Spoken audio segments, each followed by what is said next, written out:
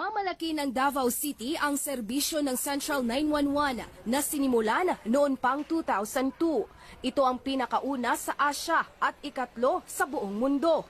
Layunin ng serbisyo na rumisponde sa lahat ng klase ng emergency at kalamidad, gaya ng pagtulong nila sa mga biktima ng Bagyong Yolanda sa Leyte. Sa ilalim ng Central 911, merong 5 serbisyo, ang medical, rescue, fire, police assistance at K9. Sinasagot ng 911 call takers ang mga tawag na humihingi ng saklolo, saka magpapadala ng kakailanganing serbisyo. May 19 na ambulansya sa Davao Central 911, kabilang ang isang ambulansya para sa mga bata. Kumpleto ito sa medical supplies. May 10 motorsiklong nagsisilbing first aid responders.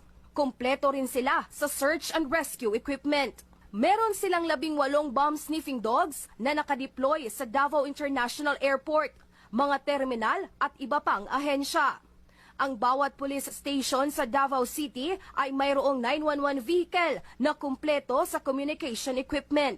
Bawat kinatawan ng 911 team ay dumaraan sa matinding training sa emergency medical at rescue. Well-maintained naman yung gamit namin, kumpleto na, pero andyan pa rin, always upgrading pa rin sa mga gamit kung ano man yung mga kulang. Aminado si presumptive President So, ito lang po ang ating news update ngayon mga kadiyo. And please comment down below kung ano ang masasabi nyo sa video na ito. And please, pakisupport naman ang ating Facebook page para magpatuloy pa tayo sa paggawa ng bagong news update. Maraming salamat po at magandang araw.